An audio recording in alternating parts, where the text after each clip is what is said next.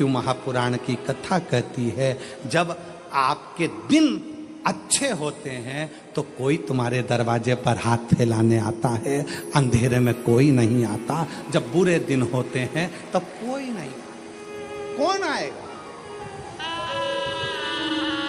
मक्खी दिन में आती है शक्कर खाने, मक्खी दिन में आती है गुड़ खाने।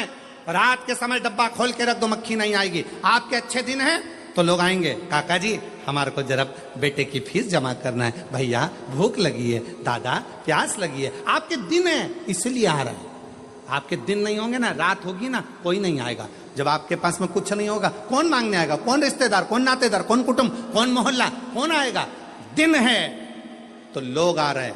अगर आज कोई तुम्हारे को कुछ कह रहा है, सुनो, क्योंकि आज आपका दिन है। कोई आपसे मांग रहा है तो समझ लेना कि आज आपका दिन है कि लोग आपसे मांग रहे हैं। मक्खी दिन में आती है, रात में नहीं। उसी तरह अपने भी अगर कुछ मांगने आते हैं ना, जब तुम्हारे पास कुछ होता है तो आते हैं, नहीं तो कौन आएगा? किसके आएगा? राजा चित्ररथ,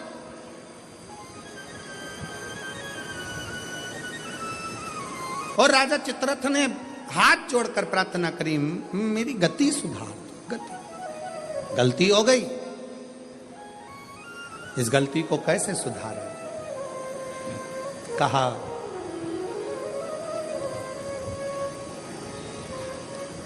एक दिन भूलवश, यदि भूलवश बेल पत्र के वृक्ष की मिट्टी मस्तक चढ़ जाएगी, उस दिन तेरी गति सवर जाएगी, गति सवर जाएगी, तेरा दुख समाप्त, दुख मिट जाए। महाराज शिव कथा कह रही है, भगवान शंकर का चरित्र कह रहा, शिव पुराण कह रही है। बृहस्पति बाबा का अपमान इंद्र की सभा में हो गया। देवगुरु बृहस्पति का अपमान। राजा इंद्र इतनी सत्ता में डूबा हुआ था, इतने वैभव में डूबा हुआ था, इतने आनंद में डूबा हुआ था कि गुरु भी आए तो सम्मान नहीं कर पाए। और जगत का जितना गुरु है वो शिव का एक रूप है। जगत में जितने माता पिता हैं वो शिव का एक रूप है। जगत में जितने बच्चे हैं वो शिव का एक रूप है। जगत में जितने जीव हैं सब शिव का एक रूप है, सब शिव का।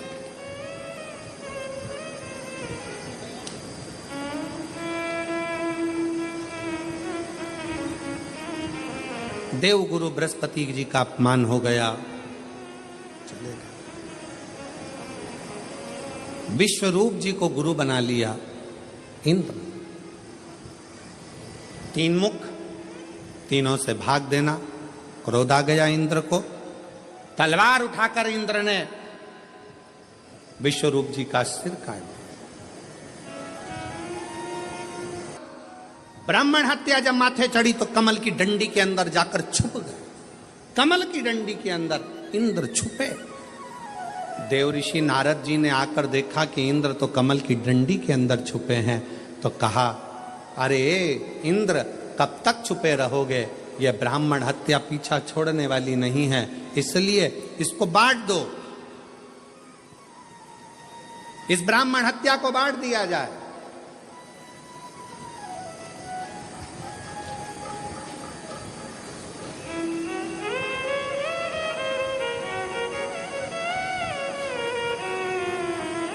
पाप कैसे बंटता है? पाप को बांटते कैसे? एक समझने वाला प्रसंग है। पाप को कैसे बांटा जाता है? इस ब्राह्मण हत्या को बांटो, पाप बांटा कैसे जाए? शिव महापुराण का एक संवाद आता है। एक राजा ने ब्राह्मणों का भोजन रखा, संतों का भोजन रखा, नगर में भोजन रखा, भोजन बन रहा था, खीर तैयार हो रही थी। तैयार होते होते खीर, इतनी देर में एक चील उड़ती उड़ती आई, सांप को पकड़ा, लेकर चली। वो सांप खीर में गिर गया, उसका विष खीर में पड़ गया। खीर में पड़ा, किसी का स्मरण नहीं हुआ। जितने संत भोजन कर रहे थे वो सब मर गए,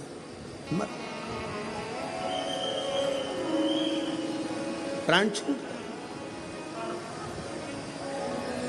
धर्मराज के यहां केस पहुंचा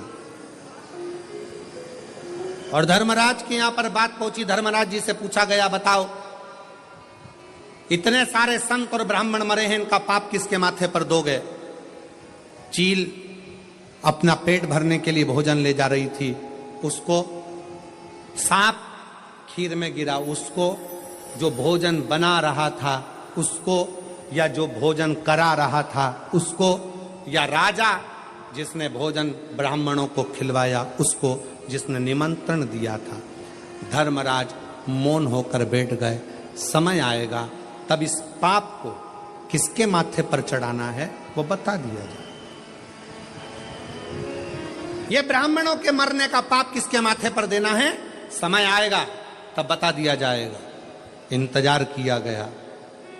इंतजार करते करते नगर की एक महिला ऐसी थी, एक स्त्री ऐसी थी जो दिन रात राजा को कोसती थी। बताओ कैसा खोलला राजा है, इतने बामनों को खा गया, ब्राह्मणों को खीर खिला दी, ब्राह्मण मर गए, संत मर गए, संत मर गए, राजा ऐसा, राजा वैसा, राजा ऐसा, राजा वैसा, खूब कोसती। अब फिर धर्मराज से पूछा, अब बताओ कि ब्राह्मणों के मरने का, संतों के मरने का पाप किसके माथे पर रखना है? तो धर्मराज ने कहा, जो ये स्त्री राजा की निंदा कर रही है ना, गालियां दे रही है ना, इसी के माथे पर ये पूरा की पूरा पाप चढ़ा दिया जाए। पूरा पाप, पूरा पाप। ऐसी गलती हम लोग भी करते हैं। ऐसा नहीं कि नहीं करते। मंदिर कोई पूजन करने जा रही है ना, कोई मंदिर में अगर एक लोटा जल चढ़ाने जा रही है ना, कोई मंदिर में दिया लगाने जा रही है ना, कोई पशुपतिनाथ का व्रत करने जा रही है, कोई प्रदोष का दर्शन करने जा रही है, कोई मंदिर में झाड़ू लगाने जा रही है, कोई मंदिर में सफाई करने जा रही है, तो कई माताएं उस पर ताना कसती हैं, ये चली सती सावित्री। ये देखो, ये चली, इतनी बंठन के जाने की जरूरत क्या, मंदिर जा रही। ऐसा ना जाने कितने कितने लोग दिन भर बैठे बैठे दुकान पर, व्यापार में, ना जाने कहां मंदिर जाने वालों को, कथा में जाने वालों को, सत्संग में जाने वालों को कोसते रहते हैं, और उसके जीवन का सारा पाप उसके माथे चढ़ जाता है और उसका पुण्य समाप्त होते चले जाता है। अच्छा कहो, वाणी ऐसी बोलिए, जम के बोलो जरा, जो मन का आपा खोए। फिर से बोलो, वाणी ऐसी बोलिए जो मन का आपा खोए। पर आज के जमाने में वाणी ऐसी बोलिए, अच्छा बोलने का प्रयास करो। अच्छा,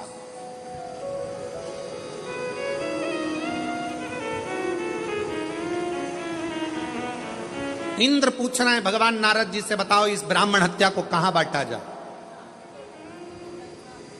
इस ब्राह्मण की हत्या को कहां बांटे? उत्तर दो। देव ऋषि नारद ने कहा कि ये काम करो, पृथ्वी के पास जाओ। पृथ्वी, हमसे ब्राह्मण हत्या का अंश ले लो। पृथ्वी ने ब्राह्मण हत्या का अंश लिया तो पृथ्वी का बंजर भाग ब्राह्मण हत्या का अंश है। पृथ्वी पर जो वृक्ष लगते हैं, वृक्ष में जो गोंद लगती है वो ब्राह्मण हत्या का अंश है। इसलिए तुम्हारे बहू के यहां संतान हो, उसे गोंद का लड्डू खिलाओ, मना नहीं है। पर जन्माष्टमी का कार्यक्रम हो या रामनवमी का कार्यक्रम हो, भगवान के प्रसाद में गोंद नहीं डालना चाहिए। गोंद का लड्डू भगवान को भोग नहीं लगता। गोंद की मिठाई भगवान को भोग नहीं लगती, क्योंकि उसमें ब्रह्म हत्या है। फिर कहा इस ब्राह्मण हत्या को मैं कहां दूं? तो नारद जी ने कहा जल को दो। जल नारायण ने हाथ जोड़कर पूछा क्या बात है इंद्रदेव? इंद्रदेव कहते हैं ब्राह्मण हत्या लीजिए, हम आपको कल कल करते बहाते रहेंगे। जल देव ने ब्राह्मण हत्या ले ली। जल के ऊपर का फेन ब्राह्मण हत्या का अंश। सनातन हिंदू धर्म में एक नियम पहले से चला आ रहा है, लोग उसको समझते नहीं है कि हमारे यहाँ अगर कोई संत, कोई गुरु, कोई ब्राह्मण, कोई साधु, सन्यासी, तपस्वी, साधक, उपासक जब भोजन करने के लिए आते हैं, सबसे पहले भोजन की थाली रखने से पहले पानी का गिलास भरा जाता है। क्यों भरते हैं? अगर पानी के गिलास में बुलबुला रह गया, पानी के गिलास में अगर पानी का फेन रह गया, पानी का एक बुलबुला भी अगर पानी के गिलास में रह गया, जब तक भोजन आएगा तब तक ये पानी का बुलबुला समाप्त हो जाएगा, तो भोजन करने वाले को ब्रह्म हत्या का दोष नहीं लगेगा। इसलिए जल के ऊपर जो बुलबुला होता है, जल के ऊपर जो फेन होता है, जल के ऊपर जो फेन रहता है, ये ब्रह्म हत्या का दोष है, ब्रह्म हत्या। फिर तीसरा, अग्नि को दिया। हे अग्निदेव, आप हमसे ब्राह्मण हत्या का दोष ले लो। अग्नि ने पूछा क्यों? तो कहा हम आपको निरंतर प्रज्वलित रखेंगे। अग्नि ने ब्राह्मण हत्या का अंश लिया। अग्नि की जो नीली लपट रहती है, अग्नि की जो पीली लपट है, पीले कलर की जो लो है, वो देव भाग है। और यज्ञ करते समय जब ब्राह्मण यज्ञ करवाते हैं, प्राण प्रतिष्ठा करवाते हैं, बड़े बड़े हवन करवाते हैं, तो आपने ब्राह्मणों को देखा होगा आहुतियां छोड़वाते हैं। आहुतियां छोड़ते समय ओम ब्रह्मवे स्वाहा, नारायणाय स्वाहा, स्वाहा स्वाहा स्वाहा, इतने लोग जब आहुतियां देते हैं तो आगे अग्नि की लपट बहुत ऊंची जाती है। जैसे ही अग्नि की लपट ऊंची जाती है, चतुर विद्वान अपने पास में दूध दही मिलाकर रखता है, उसमें से एक लोटा भरता है और यज्ञ अग्नि में डाल देता है। हवन करने वालों को खुशी क्या होती है कि इतनी तेज आंच हो गई, पर ब्राह्मण देखता है, विद्वान देखता है, आगे अगर ज्यादा ऊंची जाएगी, उसमें नीली लपट आ जाएगी, नीली लपट आ गई तो उसमें ब्राह्मण हत्या लग जाएगी, यज्ञ खंडित हो जाएगा। यज्ञ करता ब्राह्मण ये देखता है अगर इसमें नीली लपट आ गई तो हमारी प्राण प्रतिष्ठा, हमारा यज्ञ, हमारा अनुष्ठान खंडित हो जाएगा। इसलिए आहुति देते समय ब्राह्मण अग्नि पर ध्यान देता है। आगे ज्यादा ऊंची हुई, उसने तुरंत एक लोटा दूध दही भरा और यज्ञ कुंड में डाल दिया, जिससे आग नीची हो जाए, अग्नि नीची हो जाए। अग्नि जैसे ही बढ़ेगी तो उसमें पीली लपट की जगह ऊपर नीली लपट आ जाएगी, और नीली लपट आई कि उसमें ब्राह्मण हत्या लग गई, और ब्राह्मण हत्या लगी कि वो यज्ञ खंडित हो गया, उस यज्ञ का प्रमाण ही नहीं रहा।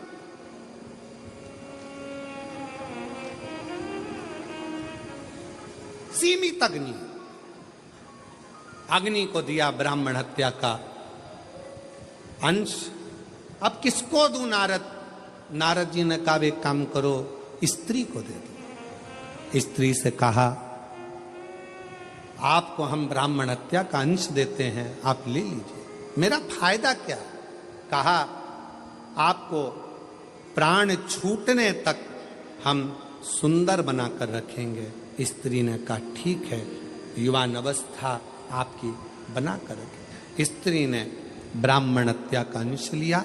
स्त्री का रजस्वला होना, रजोधर्म धारण करना, 5 दिन 7 दिन स्त्री जो कार्य नहीं करती है, ये रजोधर्म ब्रह्म हत्या का अंश है।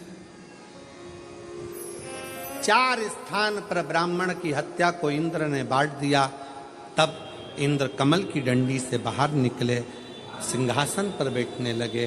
तब त्वष्टा बाबा ने यज्ञ कर कर वत्रासुर को उत्पन्न करा। ये वही वत्रासुर है जो शंकर और पार्वती में भेद कर दिया था, गलत दृष्टि से देख लिया था।